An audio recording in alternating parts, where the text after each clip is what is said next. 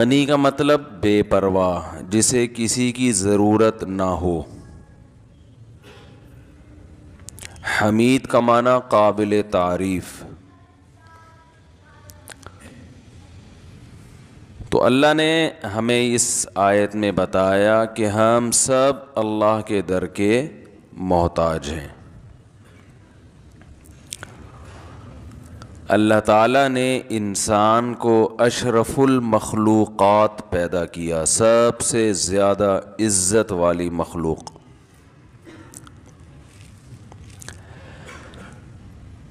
اور انسان کو عزت دے کے یہ بتایا کہ تم نے صرف میرے سامنے جھکنا ہے، کسی اور کے سامنے نہیں جھکنا۔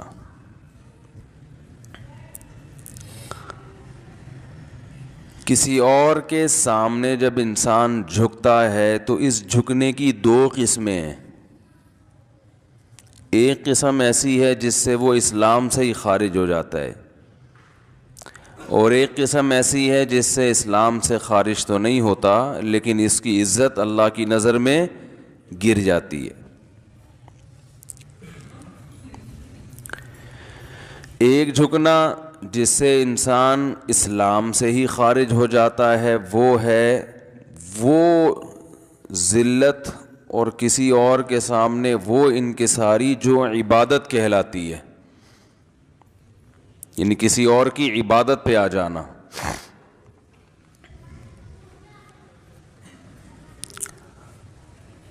عبادت کسے کہتے ہیں؟ کسی کے سامنے کسی کی ایسی تعظیم کرنا کہ آپ کا یہ نظریہ ہو کہ جس کی میں تعظیم کر رہا ہوں لہو سلطۃ غیبیۃ، اس کو ایک غیبی قدرت حاصل ہے، جس قدرت کے ذریعے یقدر بها علی النفع والضرر بغیر السبب، کہ وہ بغیر کسی سبب کے میری مدد کر سکتا ہے، مجھے نفع پہنچا سکتا ہے یا مجھے نقصان پہنچا سکتا ہے۔ جب کسی کے بارے میں آپ کا یہ نظریہ ہوگا کہ یہ مجھے فائدہ پہنچا سکتا ہے اور نفع، اور یہ فائدہ اور نفع کسی لاجک کے تحت نہیں، ویسے ہی جب چاہے پہنچا سکتا ہے، اس جذبے کے ساتھ جب آپ کسی کی تعظیم کریں گے تو یہ تعظیم عبادت کہلائے گی، یہ اللہ کے علاوہ کسی اور کے لیے جائز نہیں ہے۔ سمجھ رہے کہ نہیں سمجھ رہے بھائی؟ یہ جو ہمیں کہا جاتا ہے کہ غیر اللہ کی عبادت شرک ہے، تو یہاں عبادت کا مطلب سمجھیں۔ عربی میں عبادت جو ہے نا، جو قرآن میں حدیث میں عربی میں عبادت مختلف معنوں میں یہ لفظ استعمال ہوتا ہے۔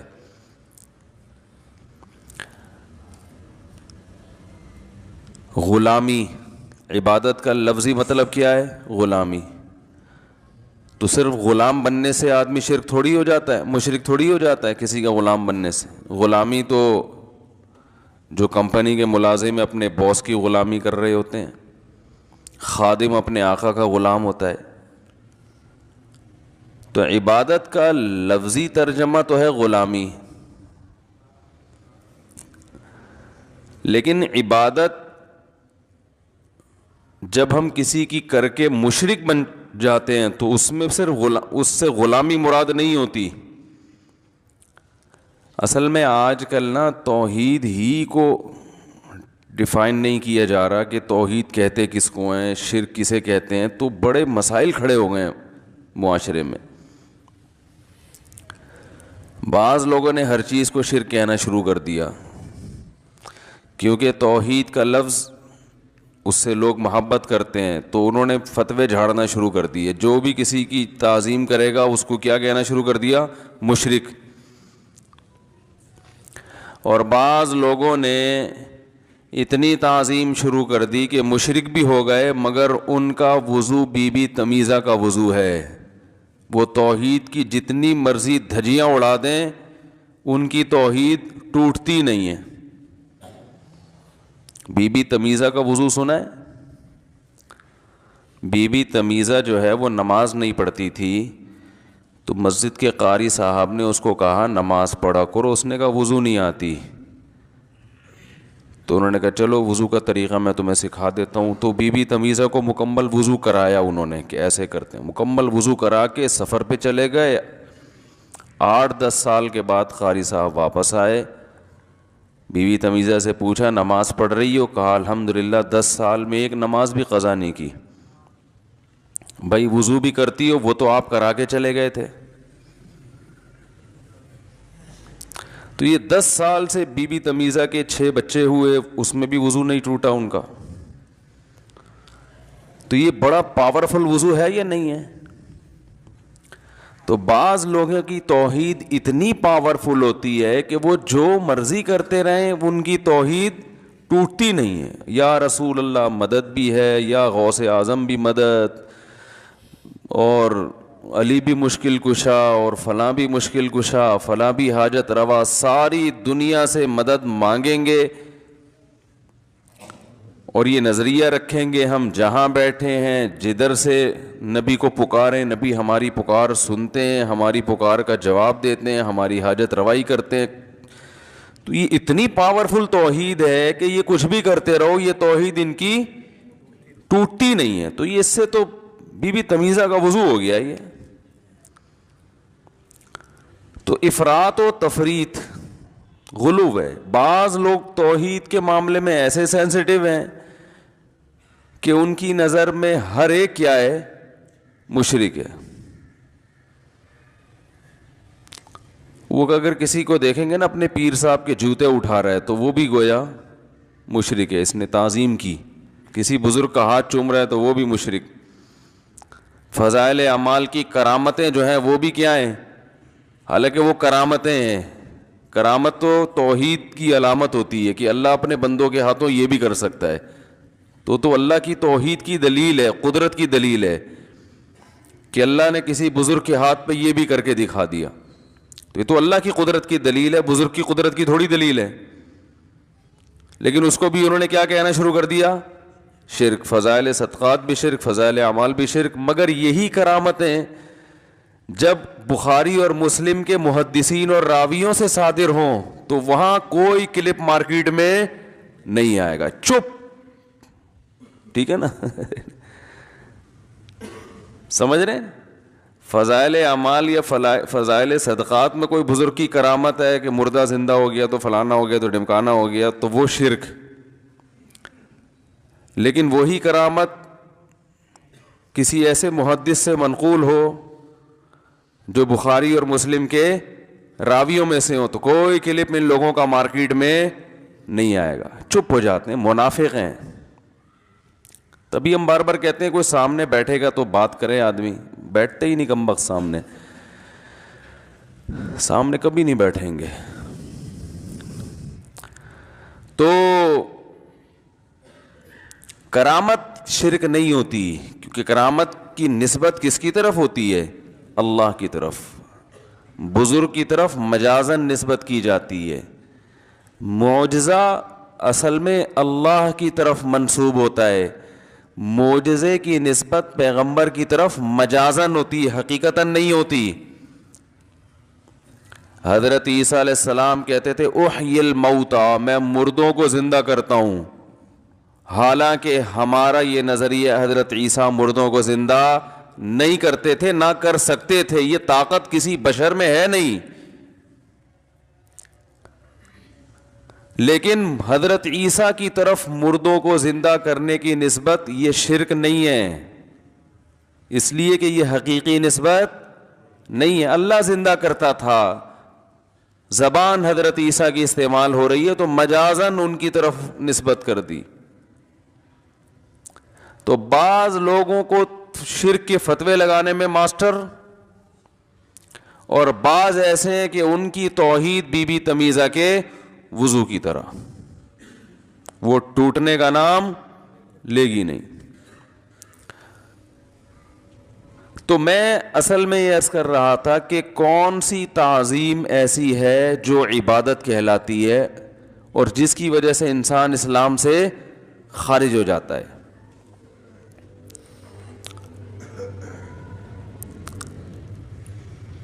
تو کہتے ہیں کسی کے سامنے ایسی تواضع، ایسی انکساری اور ایسی ذلت، کسی ایسے کے سامنے جس کے بارے میں آپ کا یہ نظریہ ہو کہ یہ میرے نفع اور نقصان پر قدرت رکھتا ہے اور نفع اور نقصان پہنچانے کے لیے کسی سبب کا محتاج نہیں ہے. ایک مثال دیتا ہوں، مثال کے بغیر بات سمجھ میں نہیں آتی. دیکھو ہم نماز میں اتحیات میں بیٹھتے ہیں دو زانوں، کیا خیال ہے؟ بیٹھتے ہیں کہ نہیں بیٹھتے؟ ہاتھ ہمارے کہاں ہوتے ہیں پتہ ہوگا نا آپ لوگوں کو؟ گھٹنوں کے قریب ہوتے ہیں ہاتھ. دو زانوں بیٹھنا یہ نماز میں اللہ کے سامنے ہم تمیز سے بیٹھتے ہیں نا، یہ تمیز سے بیٹھنا صرف ایک تعظیم ہے یا عبادت بھی ہے؟ بولو بھائی. صرف تعظیم نہیں ہے بلکہ عبادت ہے. لیکن یہی تمیز سے آپ اپنے ابا کے سامنے بھی بیٹھتے ہوگے اگر تمیزدار خاندان سے آپ کا تعلق ہوگا. بعض دفعہ انسان تمیز سے اپنے ابا کے سامنے بھی بیٹھا ہوتا ہے نا، دو زانوں. بھائی ٹانگیں تو نہیں پھیلاتے ہیں نا ابا کے سامنے. تمیز سے نہیں بھی بیٹھے تو ایک دفعہ بیٹھ کے دیکھیں. ابا بیٹھے ہیں تو آپ دو زانوں تمیز سے ان کے سامنے ایسے کر کے بیٹھ گئے تو کیا مشرک ہو جاؤ گے؟ ہے بھائی. حضرت جبریل علیہ الصلاۃ والسلام جب انسانی شکل میں رسول اللہ صلی اللہ علیہ وسلم کی خدمت میں حاضر ہوئے تو دو زانوں آپ کے سامنے آ کے بیٹھے. فَأَسْنَدَ رُكْبَتَيْهِ إِلَىٰ رُكْبَتَيْهِ وَوَضَعَ كَفَّيْهِ عَلَىٰ فَخِذَيْهِ. حدیث کے الفاظ ہیں کہ اپنے گھٹنوں کو آپ صلی اللہ علیہ وسلم کے گھٹنوں سے ملایا. یہ جب ہی ممکن ہے جب دونوں دو زانوں بیٹھے ہوں. ارے بھائی اتحیات کی شکل میں جب بیٹھے ہوں تو ہی گھٹنا گھٹنے سے مل سکتا ہے نا. اور پھر آ کے نبی صلی اللہ علیہ وسلم سے سوال پوچھا مل ایمان، ایمان کیا ہے؟ تو یہ بڑی تمیز سے ادب احترام سے بیٹھے تھے نبی کے پاس. وہی پوزیشن جو اتحیات میں ہوتی ہے. تو کیا ہم یہ کہیں گے کہ حضرت جبریل نے محمد صلی اللہ علیہ وسلم کی تعظیم کی وہی تعظیم جو ہم اللہ کی کرتے ہیں؟ تو گویا آپ نے عبادت کی، گویا پھر آپ معاذ اللہ مشرک ہو گئے. تو یہ کہنا درست ہوگا؟ تو سوال پیدا ہوتا ہے فرق کیا ہے اس تعظیم میں اور اس تعظیم میں؟ بھائی سجدہ کرنا اللہ کو عبادت ہے، یہ عبادت کسی اور کے لیے جائز نہیں ہے. لیکن اللہ نے فرشتوں کو حکم دیا آدم کو سجدہ کرو. کیا خیال ہے بھائی؟ تو سوال یہ پیدا ہوتا ہے کہ اے اللہ تو نے تو اپنے سوا کسی کی عبادت کو حلال کبھی بھی نہیں کیا، تو فرشتوں کو کیوں کہہ رہا ہے کہ آدم کی عبادت کریں؟ یہ تو شرک ہے. اللہ شرک کی اجازت دے سکتا ہے بھائی؟ تو فرق کیا ہے اس سجدے میں اور اس سجدے میں جو ہم کرتے ہیں؟ فرق یہ ہے کہ جب آپ ابا کے سامنے دو زانوں تمیز سے بیٹھتے ہیں تو ابا کی تعظیم ہے، ادب ہے، احترام ہے.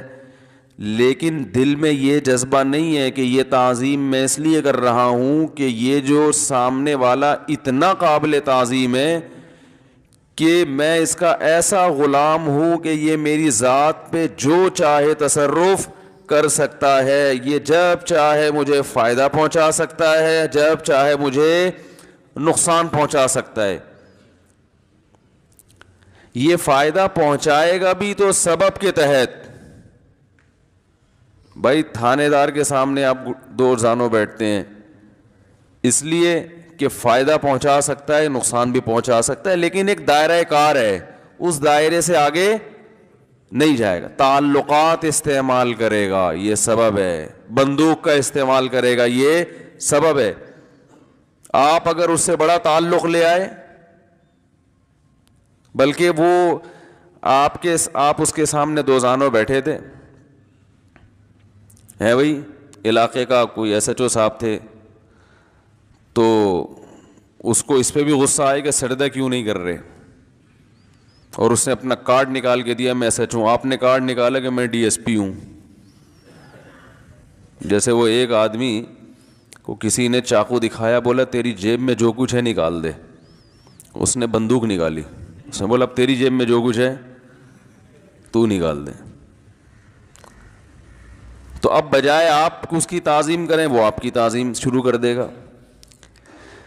تو عام نارملی ہم جب کسی کی کو عزت دیتے ہیں، رسپیکٹ دیتے ہیں، تو یہ مقصد نہیں ہوتا کہ یہ ہمارے نفع اور نقصان پر قدرت رکھتا ہے۔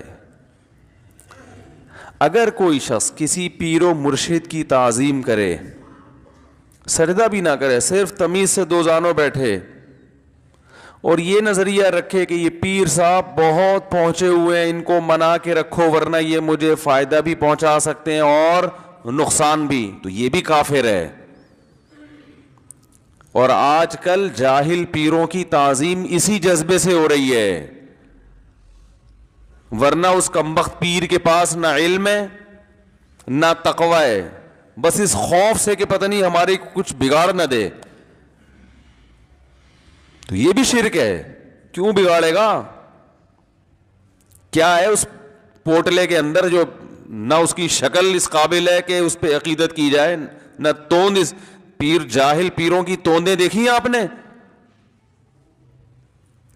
میں نہیں کہہ رہا کہ جس کی بھی توند ہے تو خدا نخواستہ وہ جاہل ہے۔ بعض لوگ بزرگ ایسے ہوتے ہیں جو قدرتی طور پر بھاری جسم کے، تو بڑے بڑے صحابہ ایسے ہیں جو بھاری جسم کے تھے، لیکن there are two types of tones. ایک نیچرل ہو قدرت کی طرف سے، ہر شخص کا اسٹرکچر ایک جیسا نہیں ہوتا، اللہ نے کسی کو بھاری بنایا، کسی کو دبلا بنایا، کسی کو کیسا بنایا، تو یہ تو خدا کی طرف سے ہے۔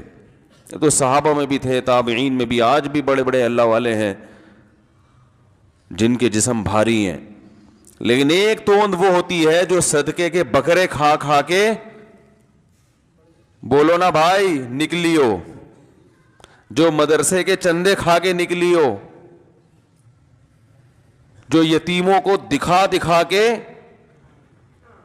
ہیں کچھ یتیم رکھے ہوئے ہوتے ہیں بعض لوگوں نے، یتیم دکھایا، چندہ لیا، کچھ تھوڑا یتیم پہ، باقی اپنے اوپر۔ یہ والی جو توند ہے، اس کا اسٹائل بالکل یونیک قسم کا ہوتا ہے، یہ اکثر پکڑی جاتی ہے یہ والی توند۔ لیکن افسوس کی بات ہے ایسی توندوں والوں کے عقیدت مند زیادہ ہیں۔ جو اس قسم کی توند رکھنے والے لوگ ہیں ان سے عقیدت کرنے والے زیادہ ہیں، اور ان سے عقیدت کرنے والے ٹوٹ کے عقیدت کرتے ہیں۔ کیوں؟ ان کا یہ نظریہ ہوتا ہے کہ یہ پیر صاحب سے ہماری بگڑی بنے گی۔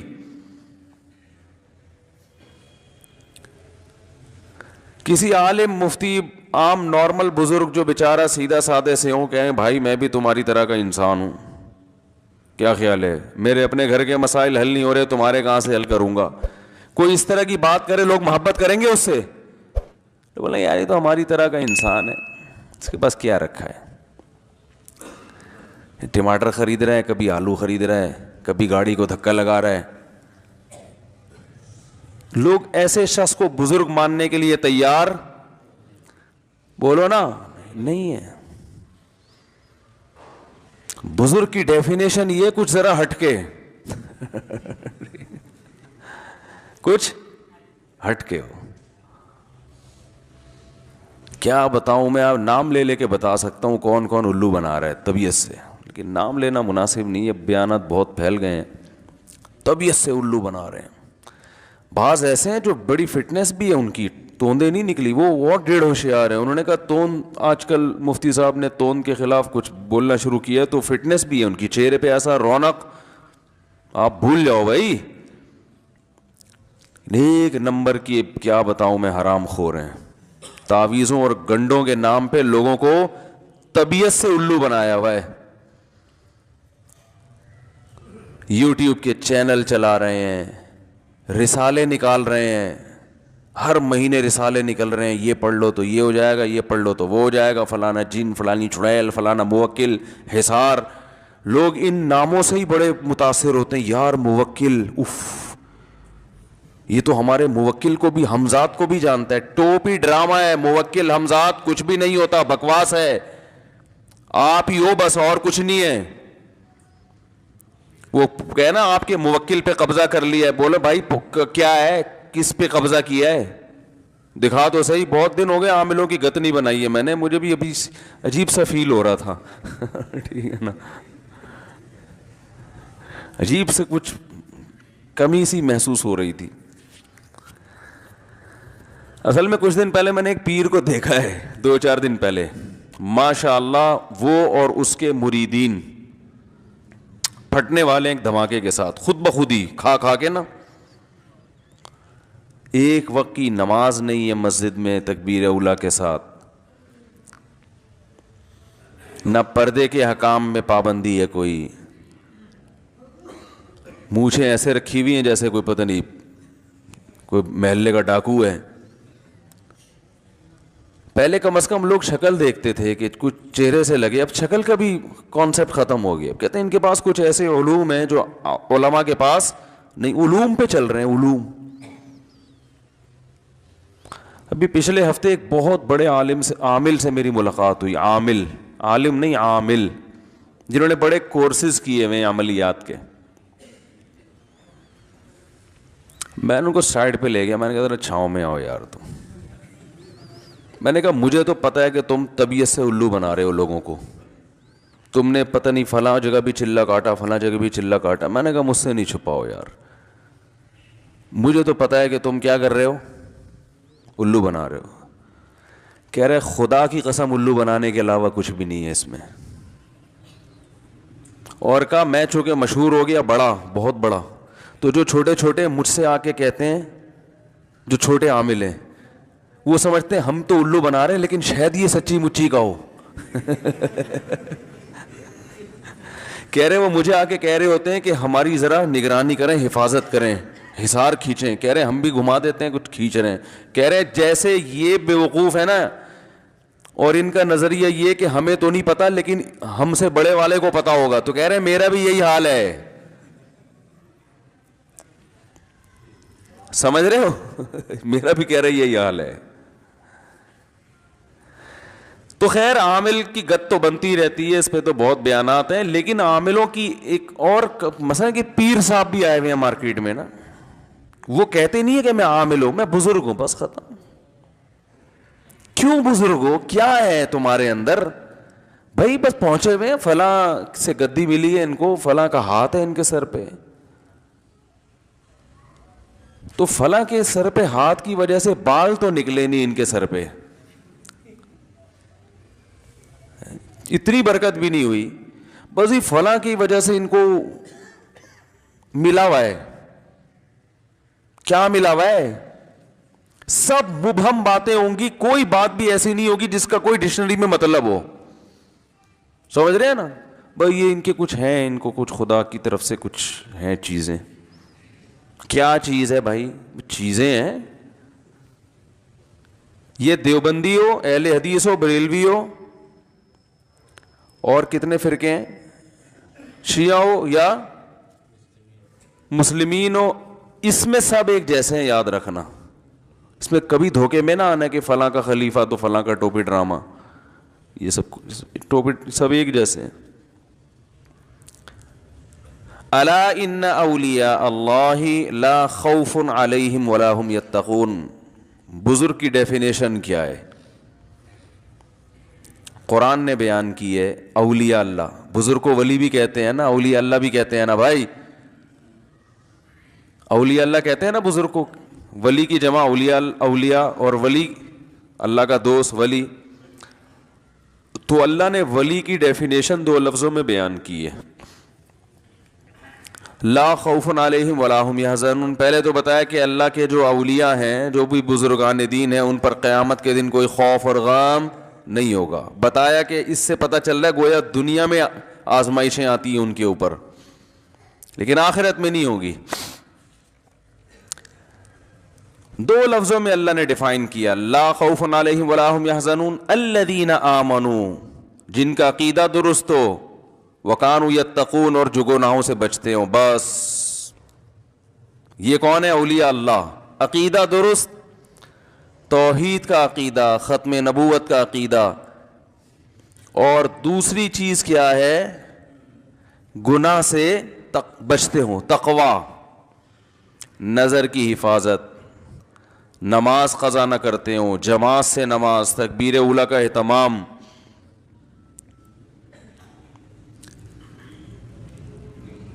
اس میں کہیں بھی نہیں ہے کہ وہ کوئی ٹھیا لگا کے بیٹھے ہوئے ہوں اور یوں کر کے توجہ ڈالیں تو بندہ ہل جائے, ہوتا ہے نا, اور وہ ان کو منا کے رکھو گے تو بگڑی بنتی رہے گی, ان کو ناراض کر دیا تو وہ کچھ کر دیں گے تو جس سے کیا ہو جائے گا؟ نقصان ہو جائے گا. رسول اللہ صلی اللہ علیہ وسلم سے بڑا ولی کون ہو سکتا ہے؟ 13 سال مکہ میں تکلیفیں برداشت کی ہیں, پھر وہاں سے مدینہ کی طرف ہجرت کی. آپ یوں کر دیتے, آپ یوں کر دیتے تو سب کچھ ہو جاتا. ہدایت چاہتے تھے کہ عمر بن خطاب کو اور ابو جہل بن ہشام کو ہدایت ملے, تو یوں نہیں کیا, دعا مانگی اللہ ان دونوں میں سے کسی ایک کو تو دے دے, دعا مانگی اللہ سے. پھر احد میں پھر لڑائیاں لڑی ہیں آپ صلی اللہ علیہ وسلم نے, پھر بدر میں لڑائیاں ہیں, غزوہ خندق میں لڑائی لڑی ہے. اگر یہ ساری طاقتیں, غیبی طاقتیں آپ کے ہاتھ میں ہوتی تو نہ خندقیں کھودنے کی ضرورت, نہ پیٹ پہ پتھر باندھنے کی ضرورت, نہ 313 کو 1000 کے مقابلے میں لا کے لڑانے کی ضرورت, نہ احد میں مشوروں کی ضرورت کہ کیا طریقہ کار اختیار کیا جائے, اسٹریٹجی کیا ہونی چاہیے اس دفعہ لڑائی کی. یہ تو سارے مشورے غزوہ خندق میں مشورہ لے رہے ہیں کہ بھائی یہ تو چاروں طرف سے قبائل نے مل کے حملہ کر دیا, کیا کریں, جنگ کیسے لڑنی چاہیے, مشورے لے رہے ہیں. سلمان فارسی کو بلایا رضی اللہ عنہ کہ عرب میں تو ایسی لڑائی ہم نے کبھی دیکھی نہیں ہے کہ چاروں طرف سے حملہ ہو رہا ہے, آپ بتاؤ جب آپ کے ملک میں ایسی لڑائیاں ہوتی تھی تو کیا کیا کرتے تھے؟ حضرت سلمان فارسی نے فرمایا ہم خندقیں کھودتے ہیں. مشورہ ہوا بھائی اس کے علاوہ کوئی آپشن نہیں ہے. غیبی طاقتیں ہوتی تو ان مشوروں کی اور ان لڑائیوں کی اور اتنی ٹینشن کی کیا ضرورت تھی بھائی؟ جو جاہل پیر ہے نا آج کل کا جاہل پیر, وہ بیٹھا ہوا ہے توند نکال کے, بس نہ اس کا کوئی بزنس ہے, سمجھ رہے ہیں, نہ محترم کا کوئی باپ دادا سے کوئی جاگیر ملی ہے, ان کو جائیداد ملی ہے, نہ کوئی مخلص مریدوں کے ہدیے ہیں. ایک ہدیہ وہ ہوتا ہے جو لوگوں کو الو بنا کے صحیح ہے نا لیا جائے 23 گھنٹوں کے نام پہ, اور ایک ہدیہ وہ ہوتا ہے جو کوئی واقعی کوئی آپ سے عقیدت کرتا ہے تو وہ آپ کو کوئی ہدیہ دے دے. وہ اتنا بڑا نہیں ہوتا کہ اس میں لینڈ کروزر آ جائے, کیونکہ اس قسم کے ہدیے ہم بہت بھگتے ہوئے ہیں, ٹھیک ہے نا. وہ اتنا ہوتا ہے جتنی عقیدت ہے. 5 روپے کی عقیدت تو 5 روپے دے دے گا آپ کا کوئی معتقد. بہت زیادہ عقیدت 5000 کی ہو جائے گی میرے بھائی, کیا خیال ہے؟ 5000 سے زیادہ عقیدت کے لیے بہت سامنے والے کو انسپائر کرنا پڑتا ہے کہ میں بہت زیادہ نیک ہوں, معمولی نیک نہیں ہوں. پھر 5000 سے اوپر تھوڑا سا گراف جائے گا, لیکن وہ بھی لاکھوں کروڑوں تک اتنا نہیں ہو جاتا کہ پلاٹ خریدے جائیں, جائیدادیں بنائی جائیں اور بنگلے خریدے جائیں, اور بھائی پیر صاحب کے ہاتھ میں سونے کی انگوٹھی تو چاندی کی ادھر لاکٹ یہ والا, اور پھر خود بھی کھا رہے ہوں, اپنے بھائیوں کو بھی کھلا رہے ہوں, اور پورے سلسلے مریدوں کے خلیفوں کے ڈیفینس میں بنگلے بن رہے ہوں. اس کی علامت ہے میرے بھائی دال میں کچھ کالا کالا, بولو نا بھائی, ہے. اس کے لیے ضروری ہے کہ آپ سامنے والے کو یہ جتلائیں کہ میں بہت پہنچا ہوا ہوں. مجھ پہ انویسٹ کرنا گویا اپنے اوپر انویسٹ کرنا ہے, سمجھ رہے ہو نا. مجھے خوش رکھو گے تو بگڑیاں بنتی رہیں گی, مجھے ناراض کرو گے تو بگڑی, بولتے کیوں نہیں بھائی, بگڑ جائے گی تمہاری, خراب ہو جائے گی. ریٹ چل رہے ہیں آج کل